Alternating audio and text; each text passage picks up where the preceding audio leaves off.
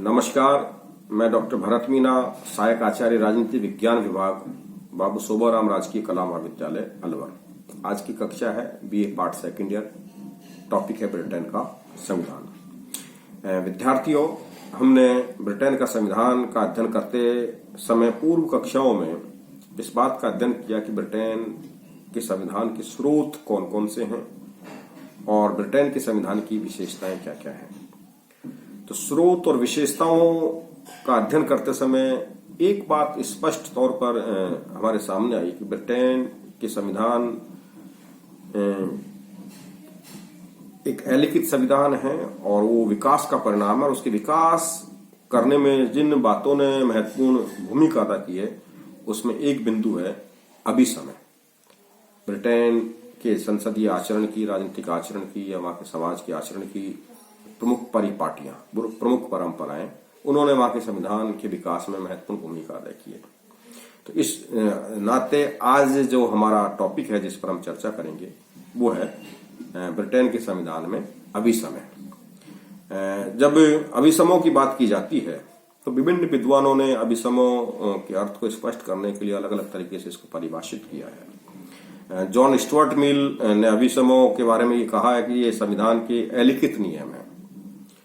Anderson ने संवैधानिक परंपराएं कहा और एक और प्रसिद्ध विद्वान हुए हैं आग, उन्होंने अभिसमयों को परिभाषित करते हुए कहा कि अभिसमय उन समझौतों, उन आदतों, उन परंपराओं, अभिसमय उन समझौतों, आदतों और परंपराओं से मिलकर बनते हैं जो राजनीतिक नैतिकता के नियम मात्र कहलाते हैं और सार्वजनिक जीवन को नियंत्रित करते हैं, उसको अनुशासित करते हैं।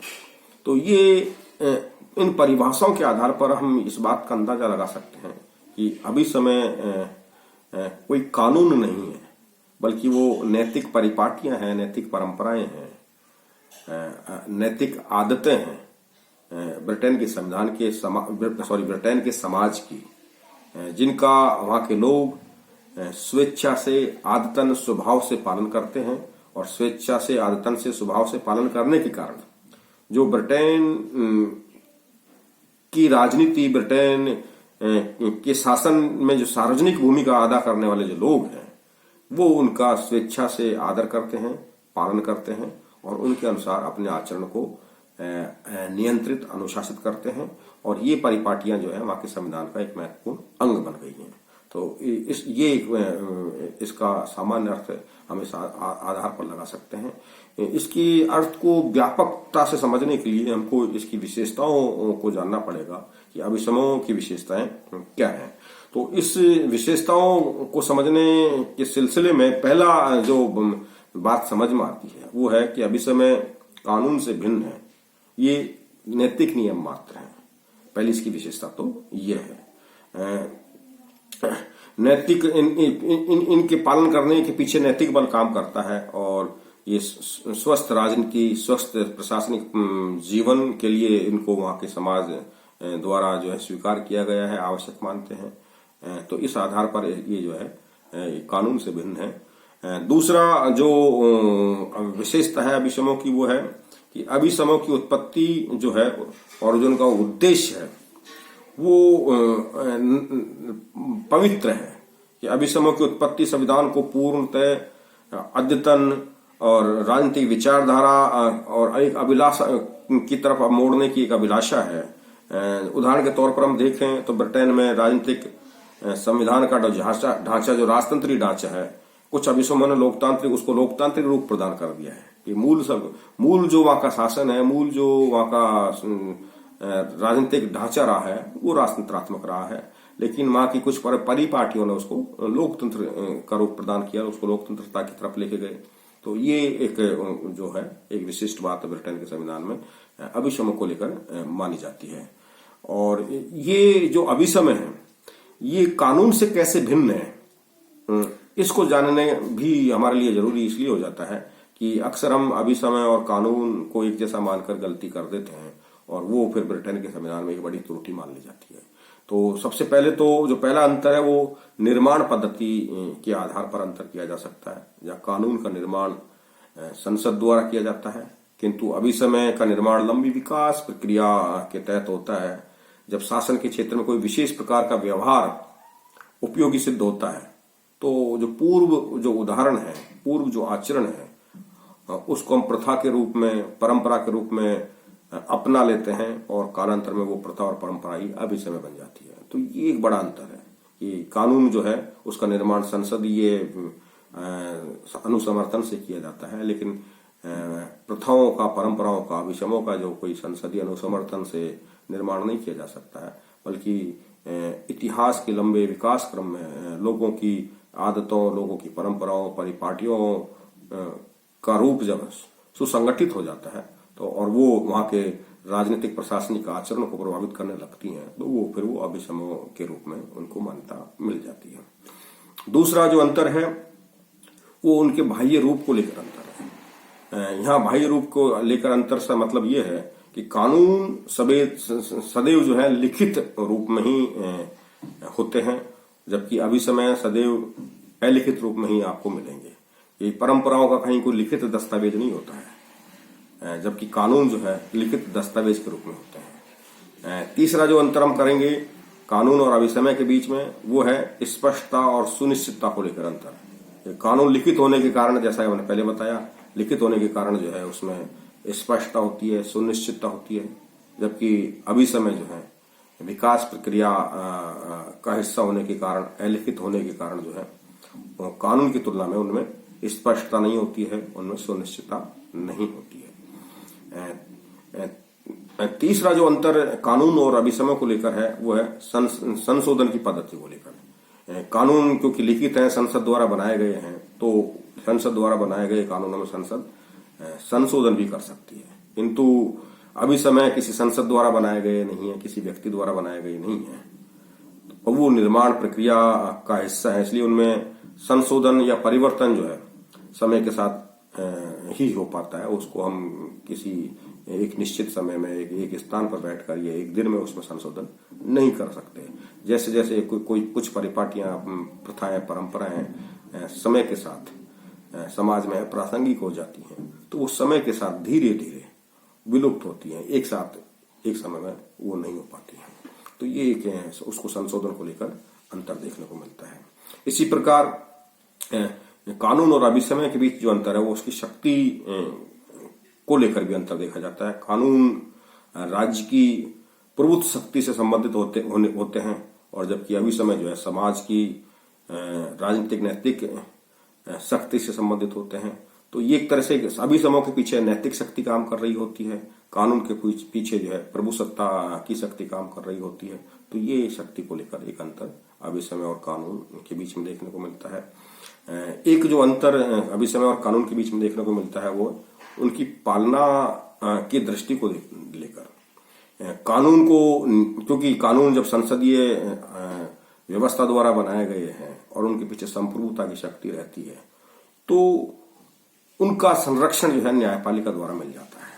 कानून के उल्लंघन पर जो है न्यायपालिका जो है उनके उल्लंघन पर जो है दंड की व्यवस्था कर सकती है, न्यायपालिका उनको संरक्षित करती है। किंतु जो है अभिसमय जो है वो न्यायपालिका द्वारा संरक्षित नहीं, और इसी वजह से जो है कानून का पालन तो अनिवार्य हो जाता है, लेकिन अभिसमयों का पालन जो है वो नैतिक इच्छा, व्यक्ति की नैतिक इच्छा शक्ति पर निर्भर करता है कि वो उनमें कितने विश्वास रखता है, कितना उनका पालन करने के प्रति जो है वो अपने आप को सक्षम मानता है, इस बात पर निर्भर करता है। तो ये एक अंतर जो है कानून और अभिसमय में हमको देखने को मिलता है। अब हम ये देखते हैं कि अभिसमय और कानून के बीच में अंतर होते हुए भी क्या संबंध है, क्या उनमें घनिष्ठताएं देखने को मिलती है।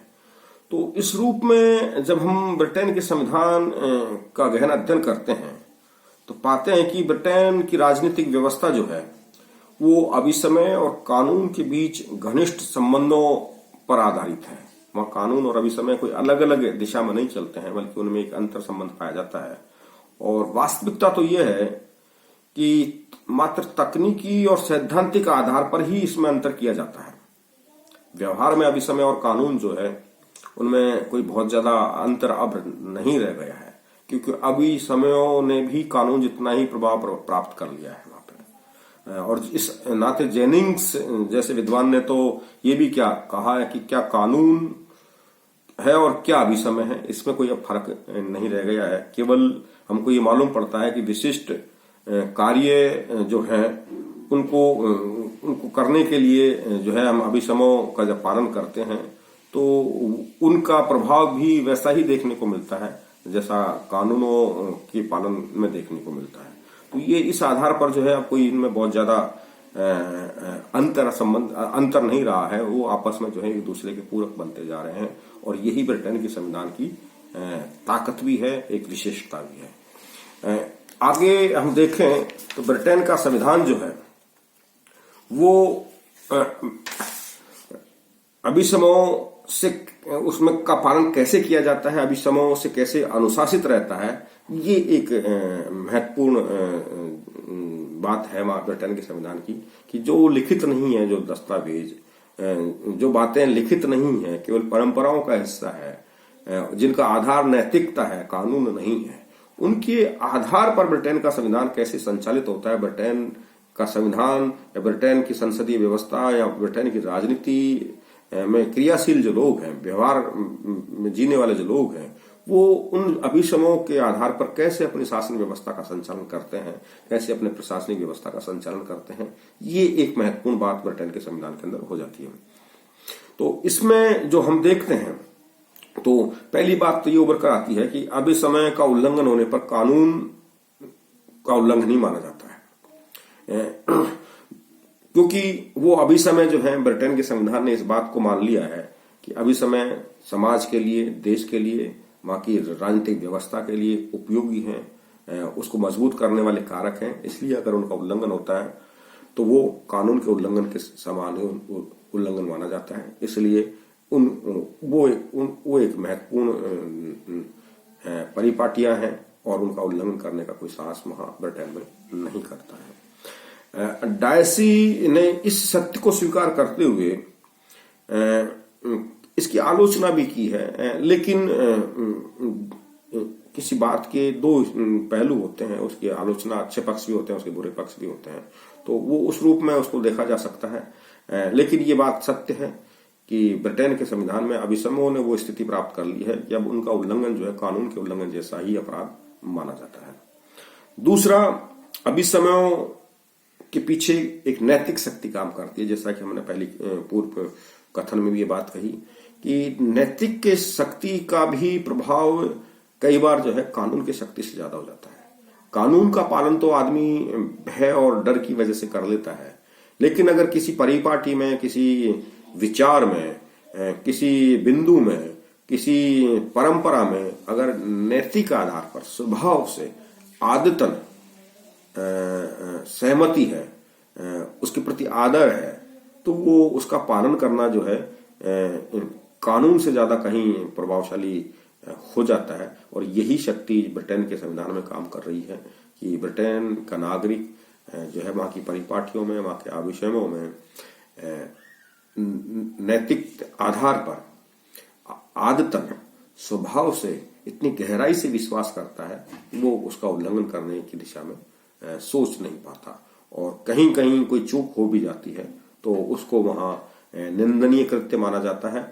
तो और उस निंदनीय कृत्य की वजह से जो है हमेशा ये एक दिमाग में, मस्तिष्क में बात रहती है कि मुझे इन परिपाटियों का, इन अभिसमों का हनन नहीं करना है, इनका उल्लंघन नहीं करना है। एक जो बात है इनके पीछे वो है जनमत की शक्ति, कि जैसा मैंने कहा कि समाज द्वारा स्वीकृत है ये, समाज के नैतिक मूल्य हैं ये, और इसलिए ब्रिटेन का जो सामाजिक जनमानस है वो इनका समर्थन करता है।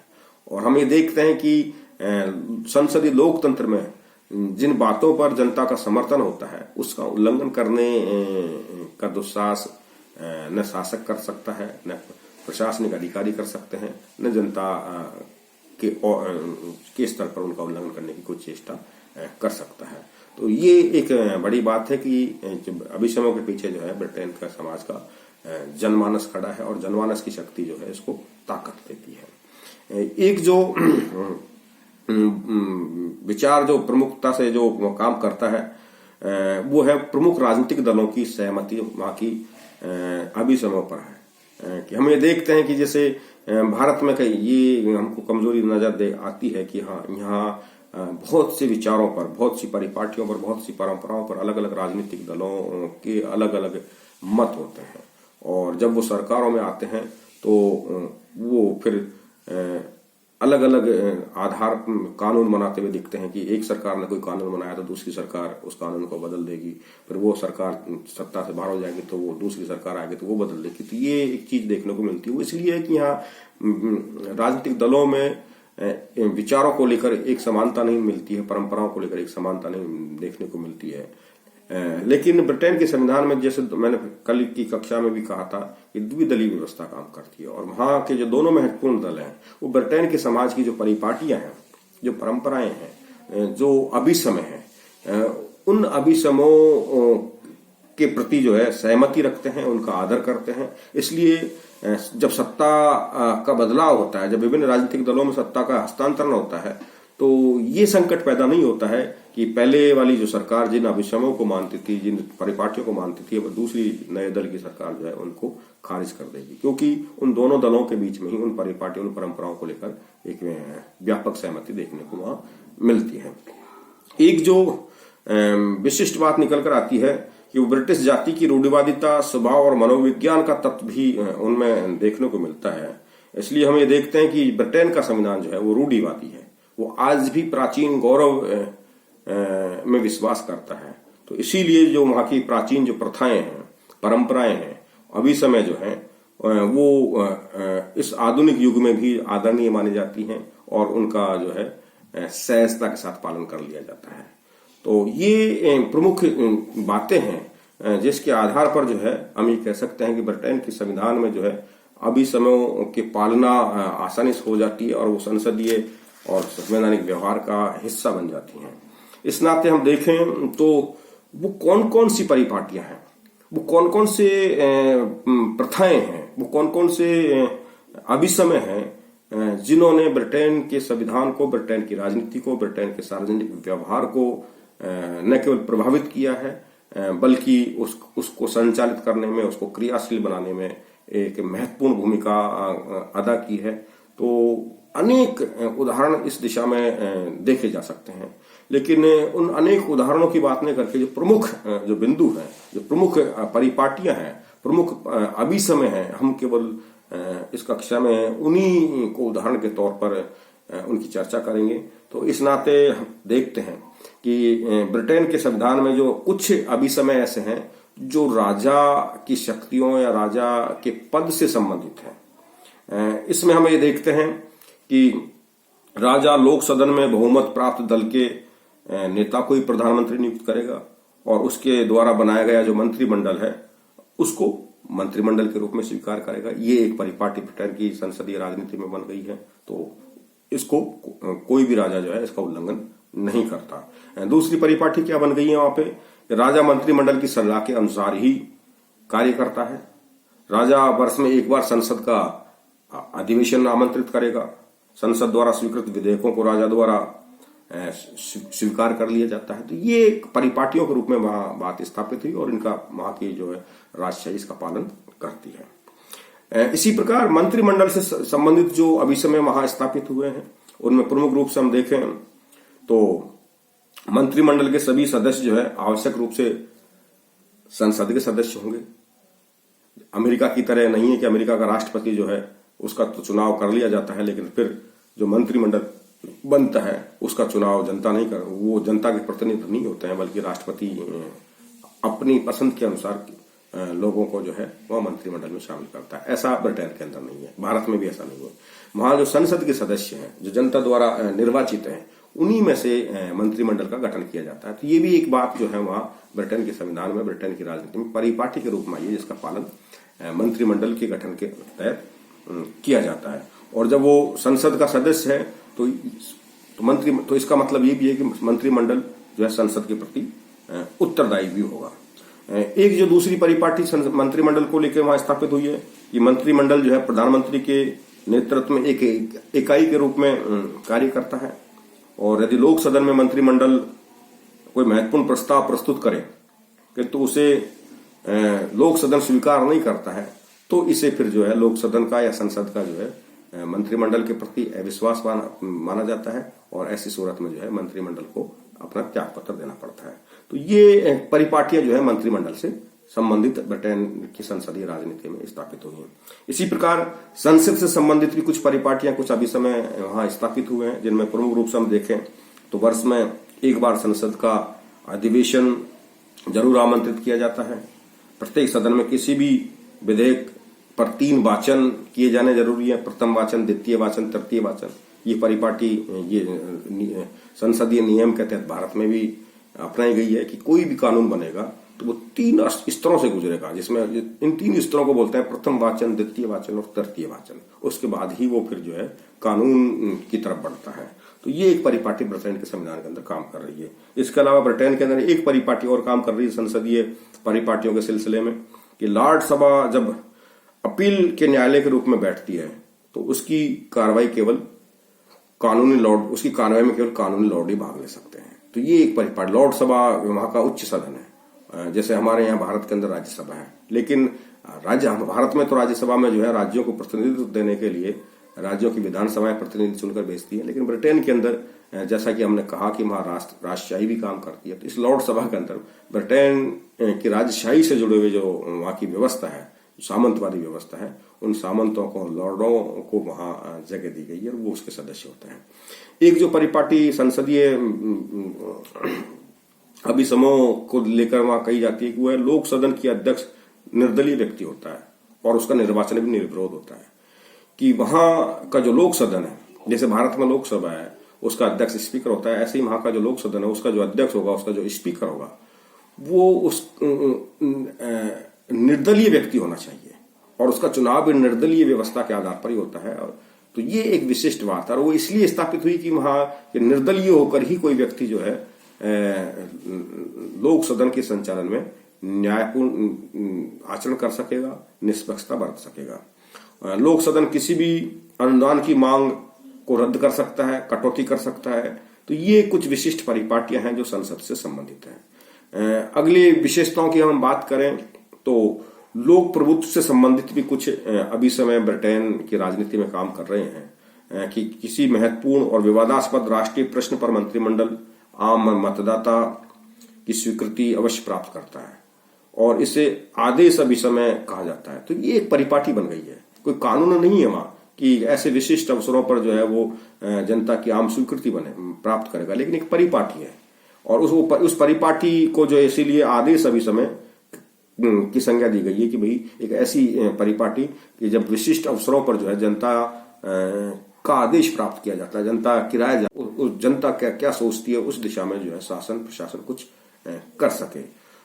उदाहरण के तौर पर हम देखें तो 1910 में तत्कालीन लोक सदन को भंग किया गया और नया चुनाव लड़ाया गया। ये जनता के आदेश से ऐसा किया गया।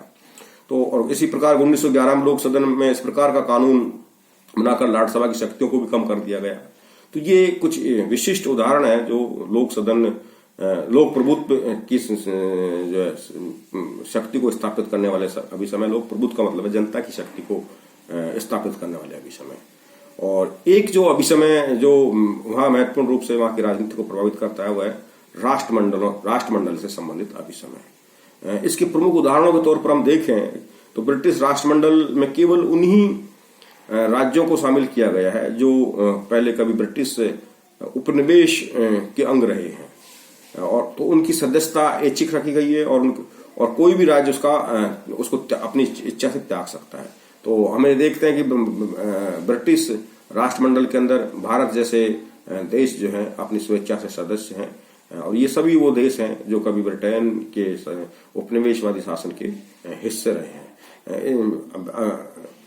राष्ट्रमंडल से संबंधित और जो अभी समय है वो है सभी प्रकार के सदस्य राज्यों को अपने आंतरिक और बाह्य मामलों में स्वतंत्रता प्रदान की गई है।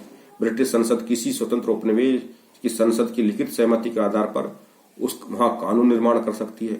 ब्रिटिश राष्ट्रमंडल के सभी सदस्य जो है ब्रिटिश रानी या जो राजा है उसको अपना अध्यक्ष मानते हैं और वह राष्ट्रमंडलीय सम्मेलनों का उद्घाटन करता है। किंतु जिस देश में राष्ट्रमंडल का सम्मेलन होता है वहां का राज्याध्यक्ष या वहां का राष्ट्रपति या वहां का जो प्रधानमंत्री है वो सम्मेलन की अध्यक्षता करता है। तो ये राष्ट्रमंडल से संबंधित कुछ अभिसमय हैं जिनकी पालना जो है ब्रिटेन की राजनीतिक व्यवस्था में देखने को मिलती है और ब्रिटेन की राजनीतिक व्यवस्था जिससे प्रभावित होती है। तो इन प्रमुख अभिसमयों के आधार पर हम ये अंदाजा लगा सकते हैं, हम ये राय बना सकते हैं कि ब्रिटेन के संविधान में, ब्रिटेन की राजनीतिक व्यवस्था में अभिसमयों का कितना महत्वपूर्ण योगदान है, ब्रिटेन के संविधान के विकास करने में अभिसमयों का कितना महत्वपूर्ण योगदान है, ब्रिटेन की राजनीतिक व्यवस्था को संचालित करने में अभिसमयों का कितना महत्वपूर्ण योगदान है, और ब्रिटेन के समाज को और ब्रिटेन के राजनीतिक जीवन को अनुशासित करने में अभिसमयों का कितना बड़ा योगदान है। ये इस बात से अंदाजा हम लगा सकते हैं। आज की कक्षा में हम इतना ही अध्ययन करेंगे, आगे का अध्ययन हम कल की कक्षा में करेंगे। धन्यवाद।